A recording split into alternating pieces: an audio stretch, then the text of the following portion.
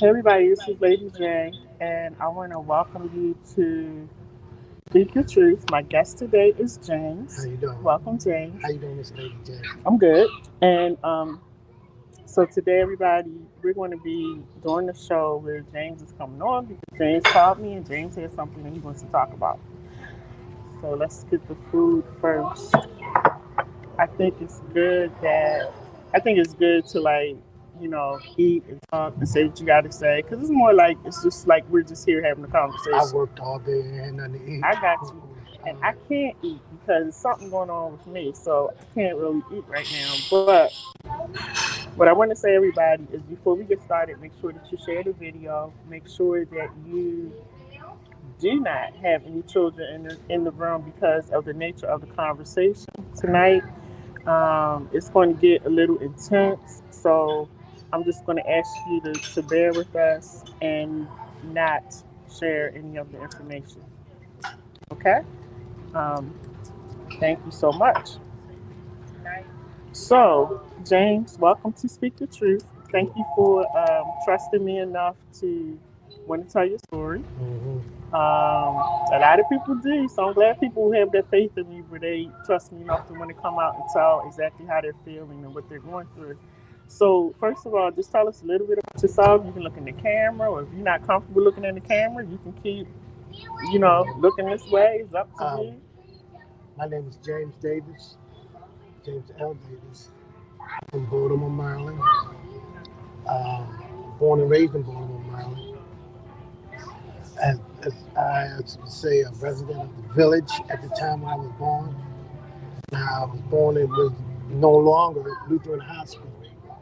And if you know where Lutheran Hospital is on Emerson and Poplar Grove. And um, when I got a little, as I got older, I moved I guess I was around like 4 or 3. We Hmm. moved to Clifton Avenue, down there off of North and Longwood Street. Okay. So I lived all around in that area between North and Longwood, Duke and Poplar Grove, go all the way back to Winter Falls. I Hmm. lived all around through that. And I just say my life was rough. I grew up on a very rugged side. I mean, I fought a lot. Hmm. And this was I, so. How old were you when you say that you grew up rough? When did you realize like it was rough for you? when I got molested. And When? they say for a child, when you talk about a boy, I always say I was castrated. Hmm. So how old were you when you were molested? And again, everybody, if you have children, please do not have your children in the room because of the nature of the conversation. I just want to make sure that I am upfront about that. I don't want to um, offend anybody or have your children hearing something that they don't need to hear. This is not a child friendly conversation. So, how old were you when you got molested? My first, my first was, as you say, I say castrated. Hmm. I was, I had to been 4 years old, Okay. and it was a recreation center right down off of Herbert Street. Hmm. If you go down Herbert Street, it was like an alley, and it was a recreation center. You could sit back there, and the first encounter started when this guy named Dorian, he had somehow got me away. I believe it was my aunt, because I don't think it was my cousin. It had to be my aunt. Because Hmm. when I asked my cousin, she said it wasn't her, but it had to be my aunt. I'm thinking, because my aunt used to take me everywhere she go. Hmm. Because I had real long hair, and I had it all the way down to my shoulders, all the way through my back. I used to keep my hair braided a lot, Okay. and would plait it outward. Hmm. So my appearance, I really looked very young for my age. Very, I guess they said my personality then was very bubbly. I loved to meet people, talk to people, Hmm. and I would get mistaken as a girl Hmm. because that's how youth. I guess they say youth from my face is hard to Yeah. Yeah. distinguish sometimes boys Hmm. from girls Hmm. because of our hair. And at that time, when we went to school, you had to cut your hair Yeah. so they can distinguish the boys from the girls. Hmm. But have wins though. It took me under. I guess it started with candy or something because I don't like hard candy. I guess this what made me that urge not to even like candy. I like chocolate stuff. I don't know. It's just Well, take your time. Listen, take your time, and because I see you like rocking back and forth. it's a habit. Take your time, relax. We're gonna take it real slow. You don't have to try to, say everything in this one setting, because you can always come back and we can talk again. So Yes. I know that some of the stuff that you share with me, I know it's hard to let it out and say it. So I just want you to take your time, just relax.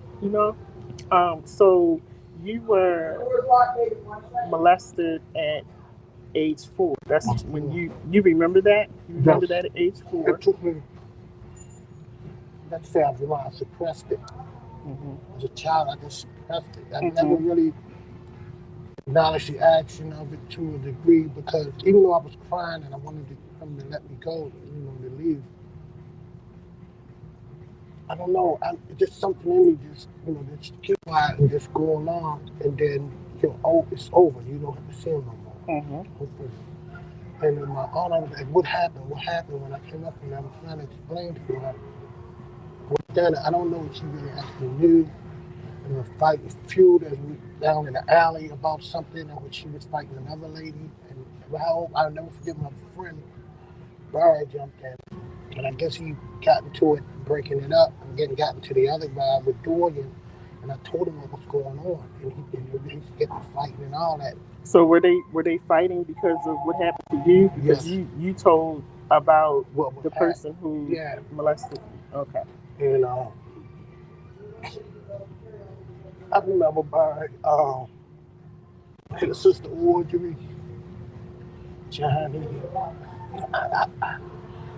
and it's different when you're dealing with that's what I call it castration. There's no initiation into this stuff. I guess Hmm. that's what they really see. A man to me is a man. I was Hmm. raised to be that. Hmm. I don't like to bring my mother into this to any degree, but I was raised that way. It's just something that I was raised to be, and that's just my first. And then obviously once they pick up on other guys that know of you, Hmm. at that age, when I got 5 years old, and counting different people that wanted to watch me and stuff, what happened again, So, So but they killed him. They killed him. they killed the person that molested you. Not no the other guy. That's the second person named Jimmy. They killed him. But he had a sister. Sister's married to Joel, Hmm. and his brother Mark and all them. But this is as when we were all just kids then. Hmm. As we call, I don't like to go into full names, but in detail, Well, Anthony I was found going to out. say, so let's try to tell the story without calling anybody's name since Okay. they're not here, okay? Yeah. Because I always tell people that you can tell your story and you can tell any part of your story. You can tell it without using people's names, and you can still feel free when you finish. So since they're not really here to Validate. defend themselves, Yeah. So I we don't. don't want to call their names, even though Okay. we don't know who they are, but I you just know, I you didn't know. give the last name basis. That's why I Hmm. didn't really think it mattered. Hmm. So, Hmm. Yeah, we but if they view and see me, they'll know what I'm talking about. right, right.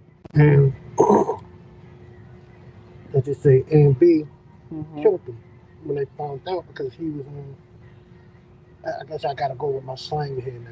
It's different from their new slang and my own slang. He Hmm. was out there hustling. He was in the strip. I guess the strip is different when they call it now the trap, but we say he was in the strip. Strip hustling. And no, once they hear that, no, you don't her, but it's just you don't do that. Hmm. And Hmm. it's just a thing you just don't do to children. And I mean, and Um, Let me ask you this: was that the first time that you had heard, or that they had heard of him doing that to a child, or had he done that for before? Jimmy probably did it to a few other boys. Okay. I don't know if I don't know. Go had been locked up for raping children. Hmm. Purnell been locked up for raping children. Um, there's quite a few guys that was in trouble for raping children. But So, when I deal with this man, uh-huh.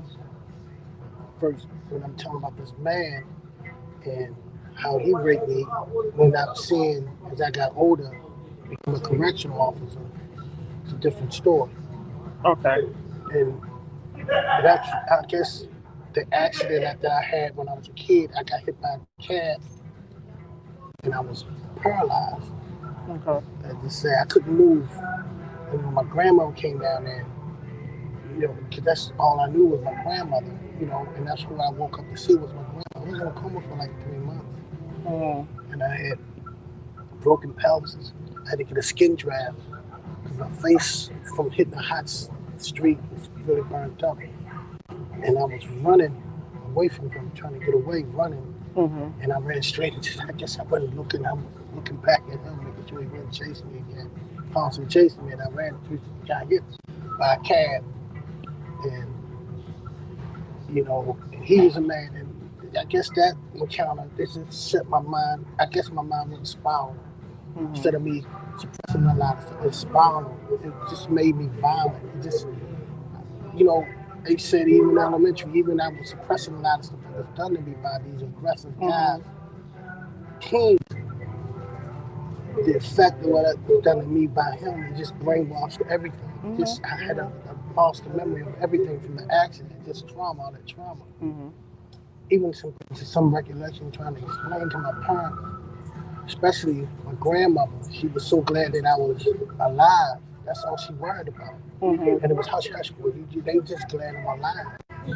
And back then, like in those times, like you said, they did keep things hush hush. It wasn't talked about. Right. Like it was like you told them what happened, but it wasn't When they really investigated. paid attention to it. Right, like they do now. Right. And so I can understand the trauma. I can understand you being traumatized.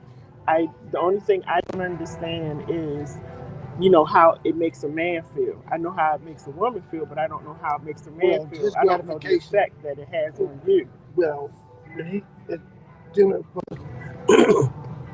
I can hate stuff sometimes over my mouth, like you said. Mm-hmm. She holding me, holding my neck, and all that stuff.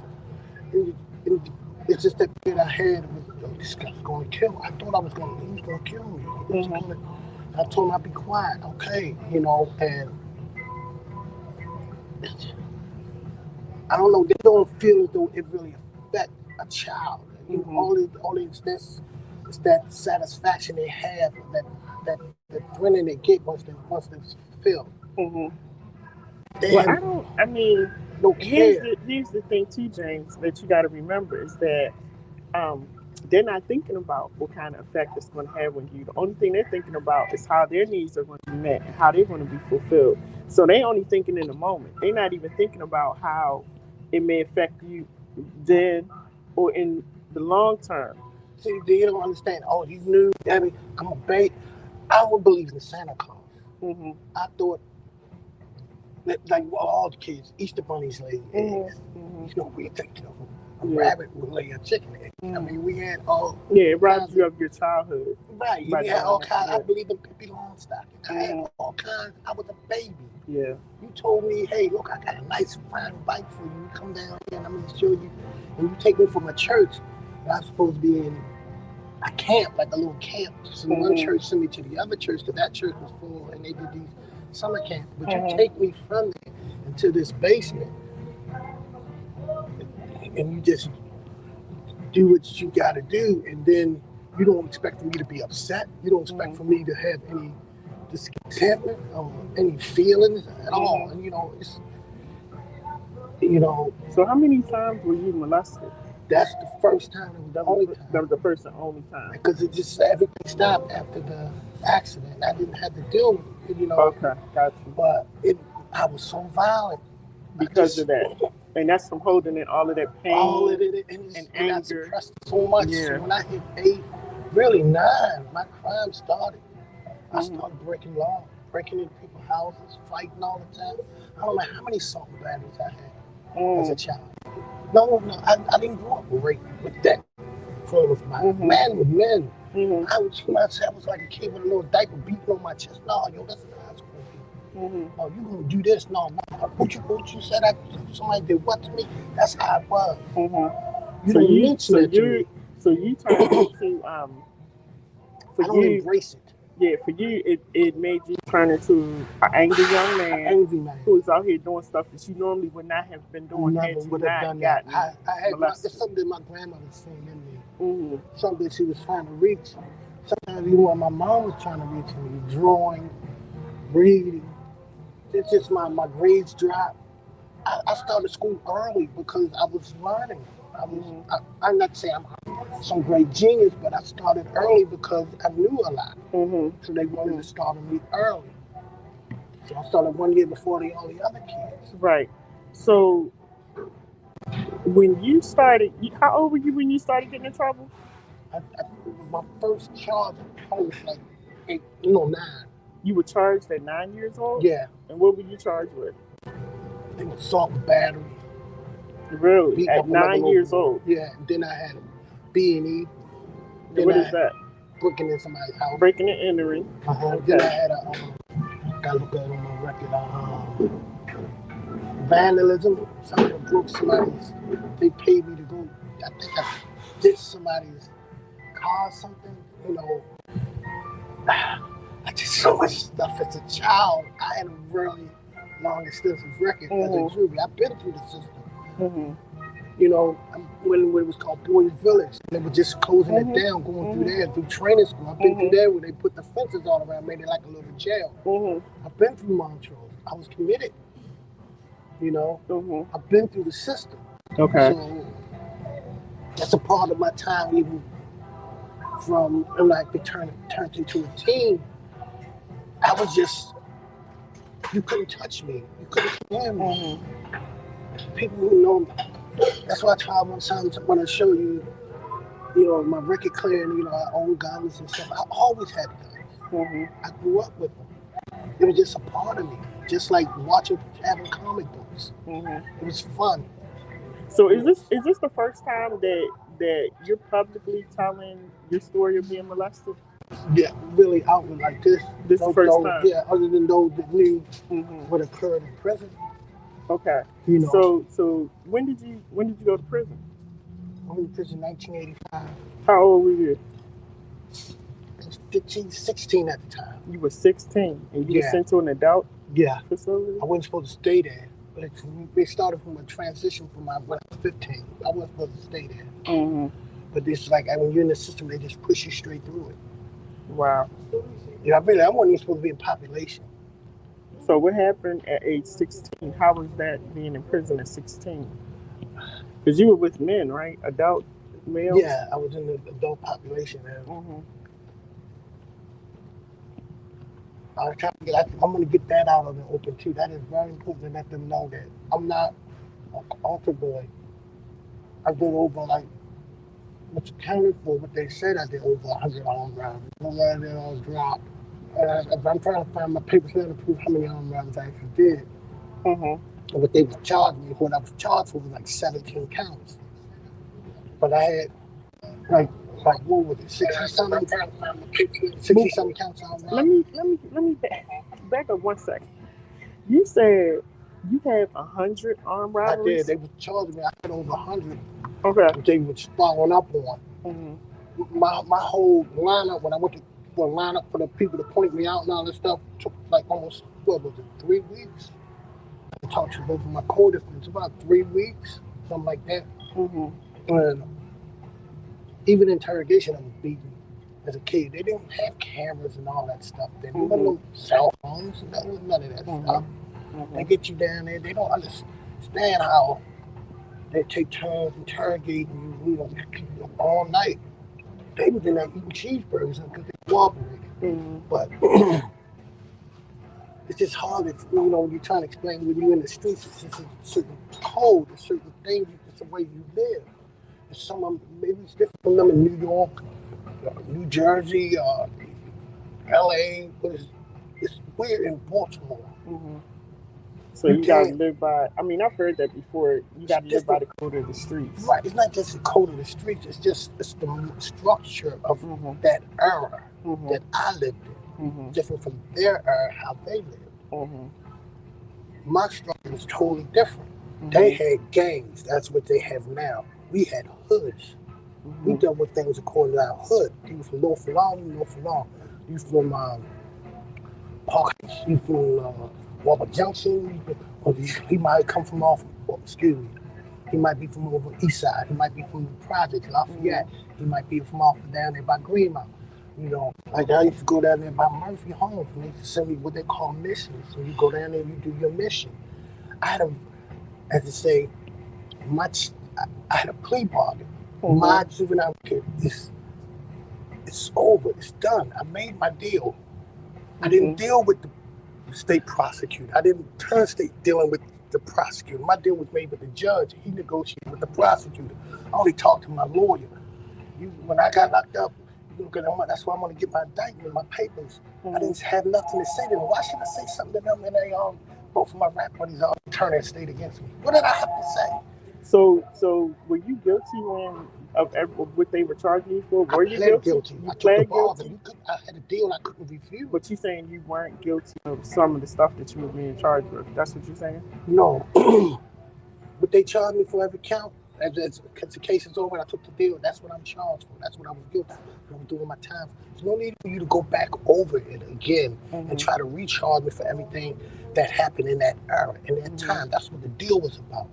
No more interrogations. You take the deal, you ain't got to worry about them bothering you no more, following you no more. That's just like people going back to when you were 13, 14, trying to charge you with stuff. Take the deal, let it go, and everything is over. I took the deal. There was a deal offered to me on the table.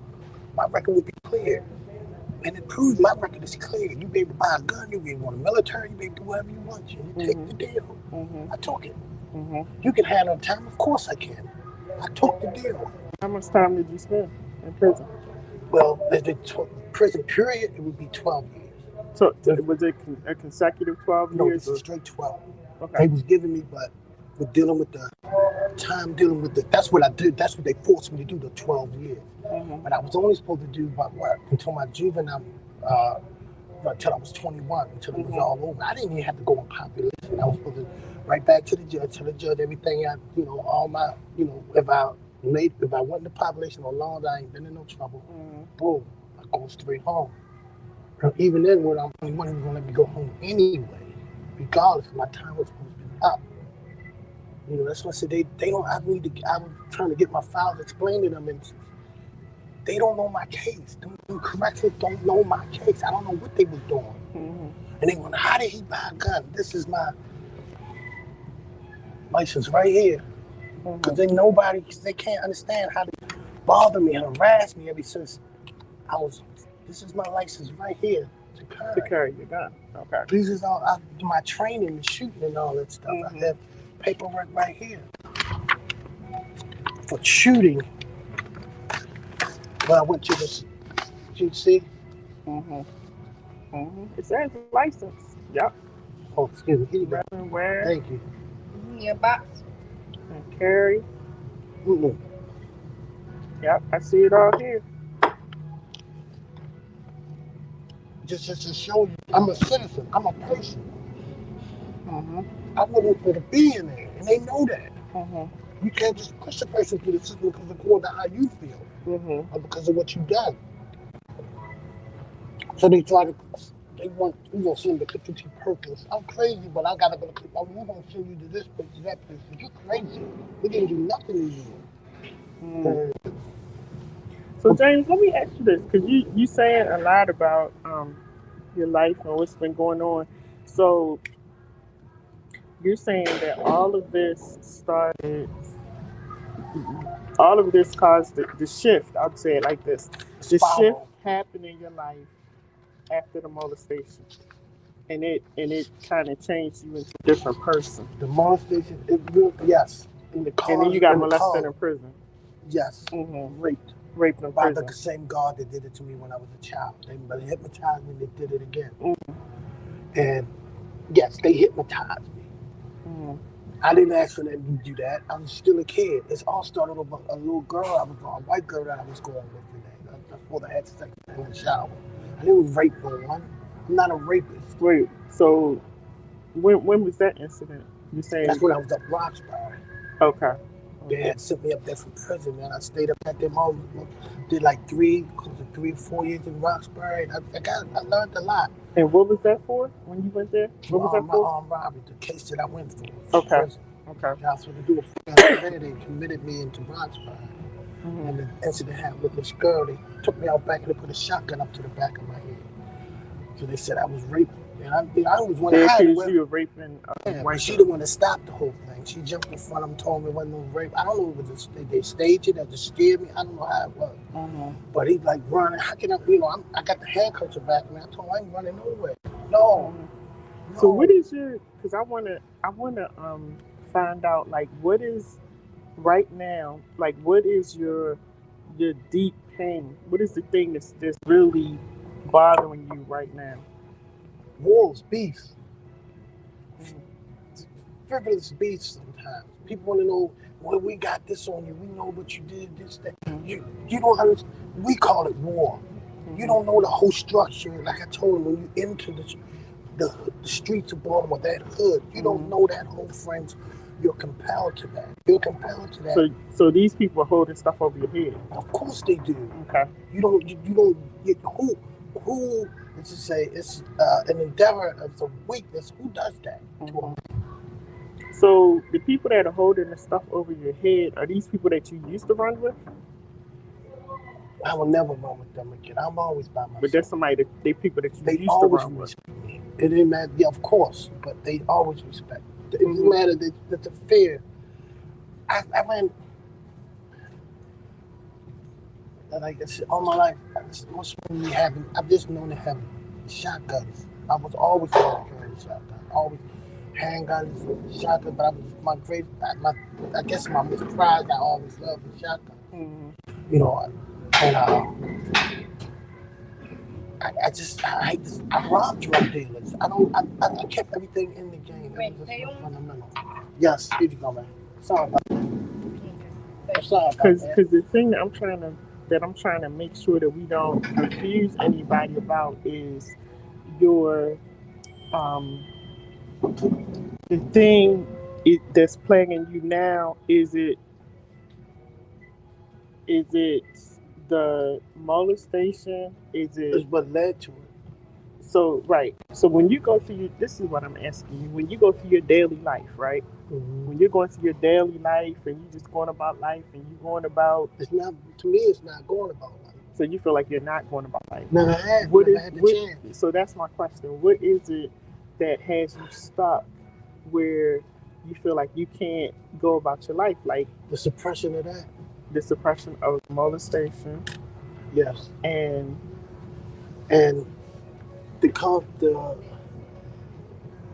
them knowing the fact that what they have done, and they know in my mind, that's what I hate to be the way. I don't want to be what they want me to be, but it's just like you're compelled to be it. It's like that's what you're going to be. That's what you're going to do. How do you know else you're going to settle this? You strap up, go to war. Is that what you all want? Because that's what you feel like you've been. That's what I always had. You into. That's how it's always been for me. That's the only way you're going to settle this. That's how this got to be. So do you feel like when you get into, let's say you get into an argument or you get into a situation with somebody, that aggression comes out? Yes, some of you see a lot of it. Some of you notice it. Someone don't beef. But even when I was on the street, nobody knew this, but nobody knew really what happened to me but me. I always suppressed, I always kept it in.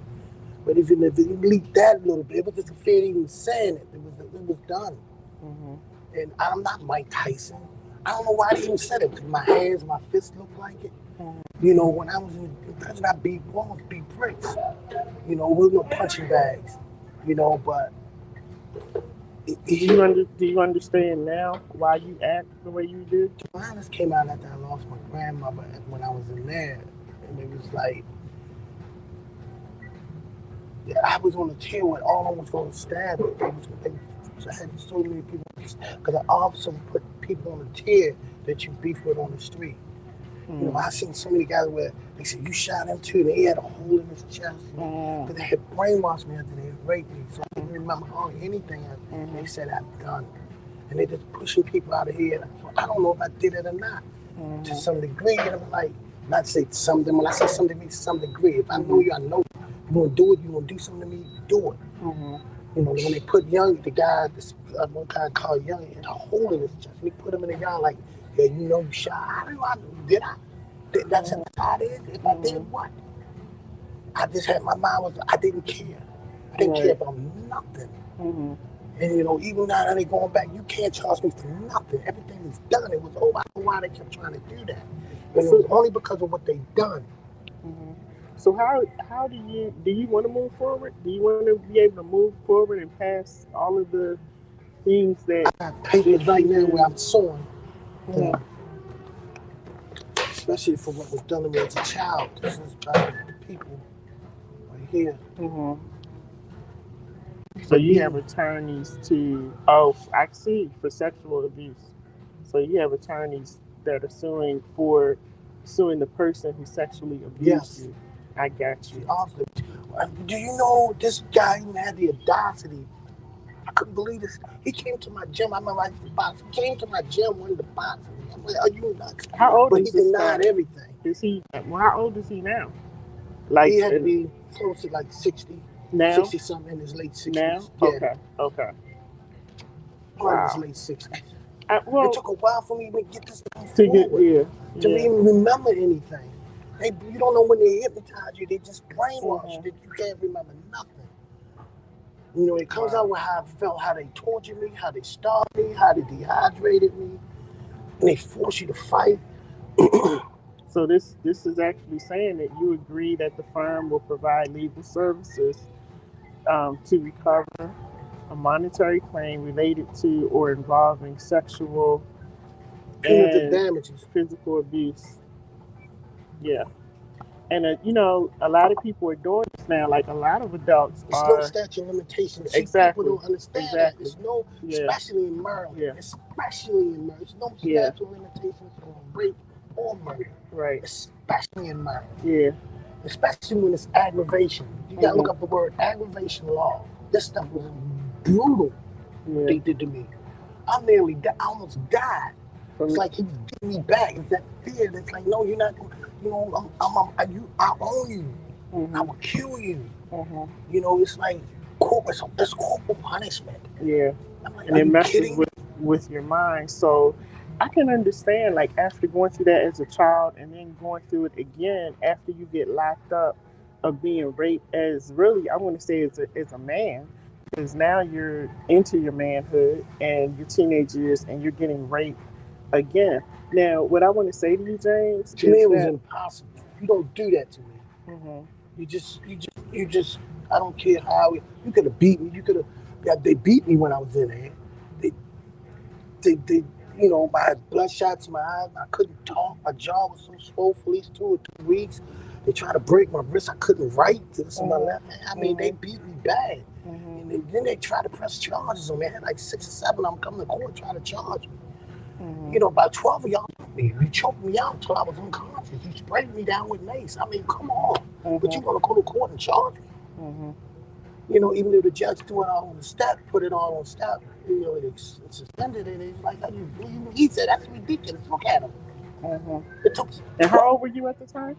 I had to have been at least, when they jumped me in there, I had just turned 20, 21. I believe I had just turned 21 or 20. And then my grandmother was passing away. And I was just losing it. I just snapped. I just can't deal with it. Not none of any of them. I wouldn't want to cry. I got life. You gonna keep me here for? You charging me? You gonna keep me here for? Let's do this. It's like a frame up from a cover up. So went from the cover up to them framing me up. Right. So now, how long have you been out of prison? Since 97. So you've been out for a while. Yeah, trying to remember. I had that motorcycle accident, and that once my head hit that ground, because I could see when I had the lump on my head. You know, I always had a hard head, and I had that helmet on. I guess because my head was so hard, it protected me. But my mind, it's like I start picking up on who's trying to kill me, because this lady's trying to kill me. She was looking right at me, and she didn't. What is this? These games? Dead Man Inc., Black Gorillas? What the hell is going on? You know? So right now, and I'm gonna go back to the question I was asking you, like on a day-to-day basis, how are you feeling? Like when you wake up in the morning, every day, how do you feel? Do you feel like um, you still have a lot of this pain? Obviously. Sometimes I want to strap up and just I'm on a what you would say on a worry side sometimes because you're Mm-hmm. going good. I'm not letting it go. I Mm-hmm. don't care what they say. I'm not letting this go. So back up. When you say you want to strap up, you want to strap up and do what? You just go to war. This is how we want to Go do to this. war with who? Them, The people that molested you?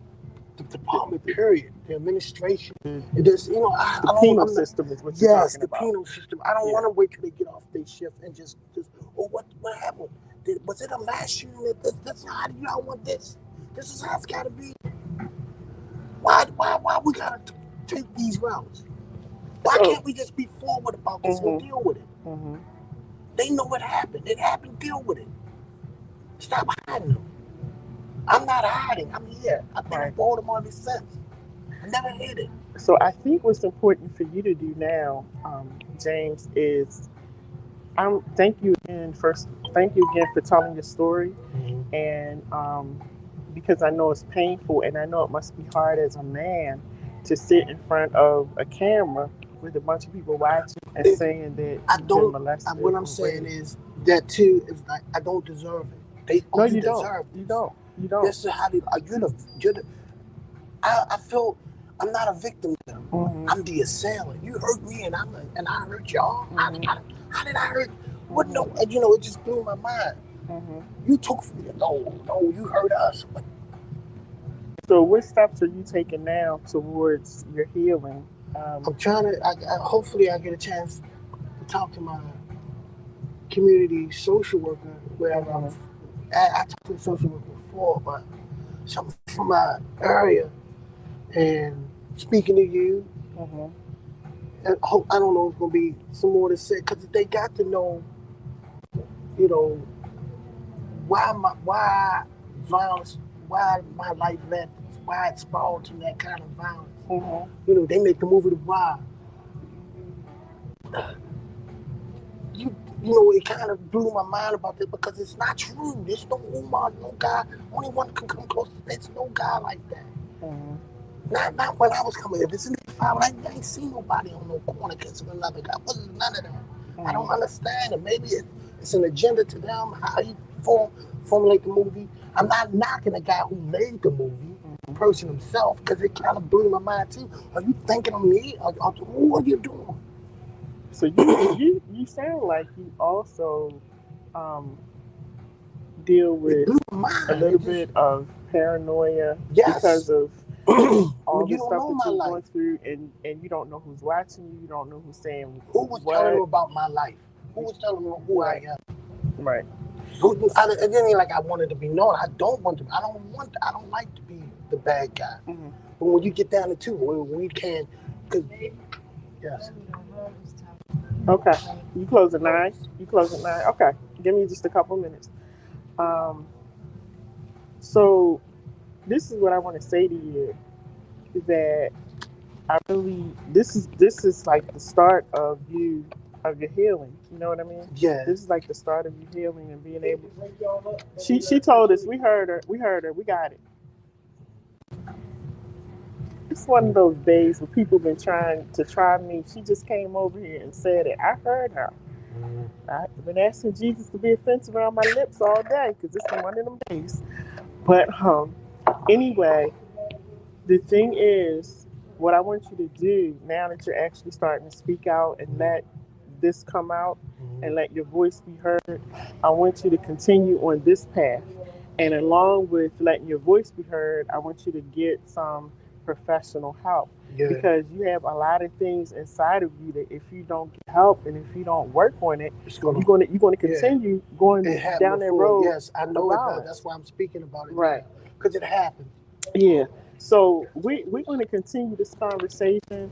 I'm going to give you some homework when we get offline, and I want you to make sure that you connect with. Do you have a family doctor No, or yeah, somebody? for my mom. Okay. I don't have a doctor personally myself. I have to go do my job, Okay. deal That's with the the one thing. psychiatrist. Yep. I That's have the to one do. thing that you need to do is check in with a family doctor, psychiatry, and for everybody who's listening, psychiatry does not always mean that you're crazy. These people go to school to help you to understand what you're going through, how to Yeah, get through it, and how to go through life and really enjoy life. Get back to enjoying life. yeah. And you have so many things that you've been holding on to.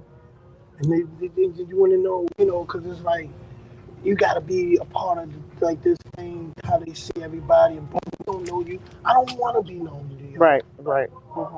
I know Hmm. what happened. I know how my life Hmm. happened, and the endurance that I had to go through, Right, the beats. I don't know how my rap. I just said, you can't charge me for nothing else, even the shootouts, even all this stuff, dealing with everything. That's just what was. That's just the structure of what life what it is. right. That's Baltimore. That's everywhere, James. That's Yeah, everywhere. everywhere. I That's guess it's just a everywhere. different You atmosphere in know, Baltimore. it's just how people go about handling their situation. So I want to tell you thank you again for allowing, for trusting me to come and tell your story. I Mm-hmm. really appreciate that. We will talk when I go offline because I want to give you some information Mm-hmm. so you can continue to get help and to try to work through what you're going through. Because being molested, everybody, it's not a joke. And we talked about this on the After Dark show. It's really not a joke. It's really not. And people struggle for years if they don't get help. And Yeah. so I'm glad that you recognize that, you realize it, and you are willing to get help. So everybody, thank you so much for joining us tonight. Make sure you share the video. Let everybody know that we were on. And I appreciate you being with us. They're kicking us out. Bye.